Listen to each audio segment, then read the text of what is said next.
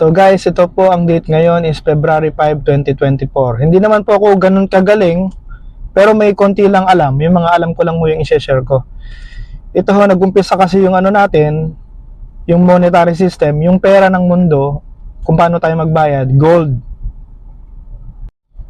Gold, dahil nung araw wala pa pong pera, naisip ng tao, paano ba gagamiting makipag-trade ng, kasi barter ang ginagamit ng tao eh. Yung kunyari, baboy, ipapalit ko sa ano mo, manok. Kaya lang, ilang manok ang kailangan ko para yung baboy ko mataba eh. Parang ganun. No, naisip ng tao, kailangan nila ng tool na ito nga, gold, dahil unique siya, hindi siya naluluma, ayun, it doesn't tarnish. Tapos, ayun nga, tutunawin mo lang siya, pero pag tumigas na siya, pwede mong maliit, pwedeng malaki. So, yun ang naisip ng tao. Tapos, ito nga yung barter, trading service of goods with another person and with no money involved. Okay? Kasi nga, wala pang pera noon, yan ang ginagamit. Tapos, dumating ho itong pera, ito yung mga pera natin, papel. Dumating na yung gobyerno, nagkaroon ng gobyerno yung mundo. Nag-print sila ng papel. Pero sa totoo lang, kahit sinabi nilang ito, 500, ito, 1,000. Hindi naman talaga ganyan yung halaga niyan eh. Sinabi lang ng gobyerno na 1,000 yan. Kaya pinrint nila 1,500. Pero di ba pag lumilipas yung taon, inflation, yung sinasabi nila inflation, bumababa yung value. So yung 1,000 mo, hindi na talaga 1,000 yan. Kaya lang dahil nakaprint dyan sa papel na yan, 1,500, alam mo, yan yung halaga niyan. Pero bumaba na yung value niyan sa totoo lang. Nag-evolve na naman ho yung pera. Ewan ko paano ginagawa ng mga tao to, yung mga mas magagaling talaga. Magagaling ang ulo, magagaling ang utak. Ayan na, na-invento na yung cashless payments. Nandyan na po yung mga credit card, debit card, mobile payments, katulad ng GCash natin, digital wallet, ayan. At yung pinakahuli, cryptocurrency. Ayan na nga, yung Bitcoin, yung ano pa ba, Ethereum, Dogecoin, etc. Marami pa po yan. Tapos ito na nga yung pinaka-focus natin, si Pi Network. Meron pong lumabas na video or parang haka-haka lang eh, pero marami rin naniniwala. Panoorin nyo na lang yung video. Na yung Bitcoin, ang gumawa daw si Satoshi Nakamoto, di ba? Ano siya? Ulit, Satoshi Nakamoto. Ano siya? Hindi siya kilalang tao, hindi siya nagpakilala. Ayaw niya magpakilala. Ngayon may haka-haka na ang gumawa rin nito, yung gumawa ng Pi Network, si Dr. Nicholas Kokkalis. Research na lang po siya. Na parang lumalabas, para sa akin, sa pagkakaintindi ko dun sa video, yung Bitcoin, trial and error niya.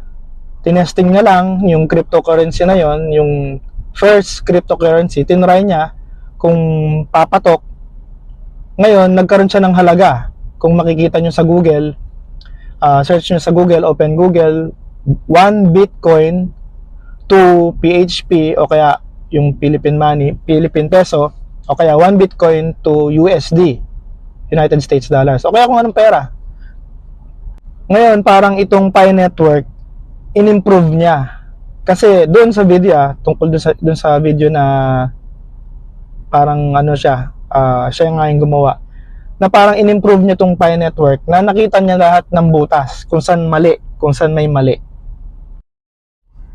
Yung mga cryptocurrency daw na to, yung Bitcoin, Ethereum, wala silang ecosystem. Anong nangyayari lang sa kanya, ano lang, exchange lang.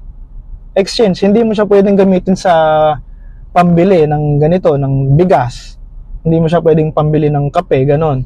Ngayon yung Pi Network, ang vision nila, maging ano siya, world, parang pera na eh.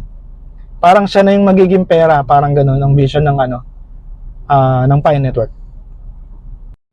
Tapos yung isa pang maganda sa Pi Network, hindi sila nagpapasok ng mga whales, kung alam niyo yun, salitang cryptocurrency kasi yun eh. Hindi sila nagpapapasok ng mga investors. Kasi ang Bitcoin, may mga investor na pumasok dyan. Ngayon, nagpa-fluctuate yung presyo. Eh siyempre, may nag-invest dyan, dapat yung nag-invest makinabang. Sa Pi Network po, wala silang pinapasok na investor. Gusto nilang makinabang yung masa. Tsaka, ang magdidikta ng presyo ng Pi Network, yung 1 Pi, is yung masa, hindi yung market. Hindi yung market, hindi yung investor, hindi yung ganito, hindi yung ganyan. Yung tao. So, pag nakita nyo yung mga tao, lalo na yung mga China, magugulat ka kung ano yung sinusulong nilang presyo ng 1 Pi. So, siguro pag nangyari to, congratulations na lang sa lahat ng mga sumali sa Pi Network. So, baka sabihin nyo, paano magkakaroon ng ganong kahalaga yung Pi na yan? Free lang naman yan. So, babalik po tayo dun sa gold. Noong araw, ang gold, napupulot lang yung gold. Tapos, bakit nagkaroon siya ng halaga? Napupulot lang siya. Tapos, ang mangyayari nito, isa pang pinagkapareho nila, kahit itong ang isa digital, itong isa tangible, nahahawakan po natin yung gold.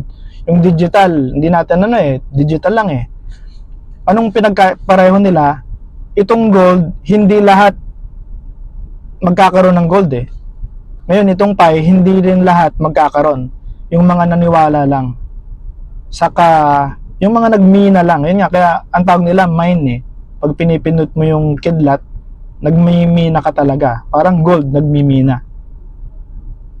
Kaya lang yung gold kasi dahil nahahawakan nga, physical metal siya, na-regulate siya ng gobyerno. Meron nang humawak ng gold dahil nga physical siya, yung mga makapangyarihan lang talaga yung humawak niyan. Yung mga malilit na tao hindi makahawak.